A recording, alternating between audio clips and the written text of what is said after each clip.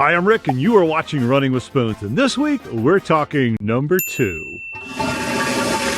Life is different in a converted school bus. Things are smaller and tighter. Everything that you were taught to do is now slightly different. Like, you can't go poop the way you were taught as a toddler. I can't. When we decided to live in a school bus, I knew things were going to be different. Smaller spaces, the ridiculous price of diesel fuel as we drive our home around this country. But I just assumed everything would just be a more compact version of what I already knew. And then the subject of toilets came up. Peeing and pooing in an RV is not that much different than peeing and pooing in a house, only instead of flushing, you step on a pedal and watch your waste go somewhere. And in a house, well, you know how it works in a house. But in a school bus, there is no magic tank to hold your stuff that comes out of you. No, it's more like an outhouse on wheels, only we use sawdust, and I really need to explain that to you. Now, we actually had choices in this department. Nikki wanted to go the composting route. Now, most people who convert one of these things, they buy one of these things. It's called a nature head. You see the price tag?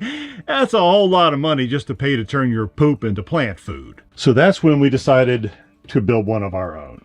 But before we get into the how, let me show you the what. This is our bathroom. Looks a little bit like an outhouse, doesn't it? So, a little hard to film in here. It's kind of a tight space, but yeah, we've got a big box with a lid and a bucket with a, well, I'll have to describe what that thing is later. We also have a big thing of, let's just put this whole thing together and then you'll get an idea of what it is we got to do and where we got to do it.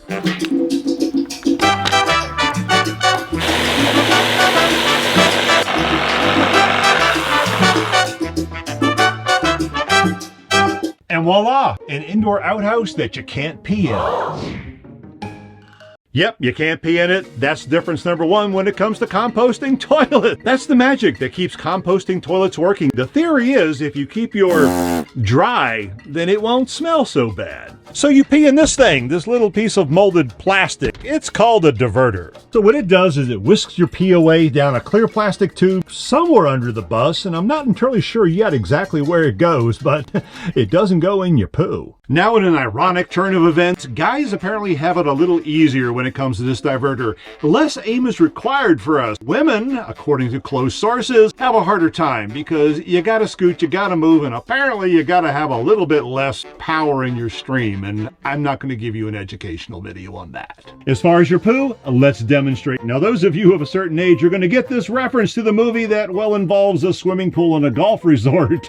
Okay, a little hands-on demonstration. Basically what you do is you take your poo and you drop it into the bucket. The bucket contains sawdust all over the place. You take handfuls of sawdust and you cover your poo. And that's really kind of all there is to it. Well, there is actually a fan that you turn on in case, you know. Now you might have noticed that there's a bag in there. Bags are not an option. Bags are kind of required. Although some people do just sort of take a crap in a bucket, they take a shovel and they mix it up every day. I'm not one of those people. I don't touch poo. Sitting on a wooden box with a toilet seat attached to it, aiming your stream at a little piece of plastic and dropping candy bars into a bucket full of sawdust. That's how you go poo in a Skoolie. With that, be healthy, be happy, and we'll see you soon. I gotta go.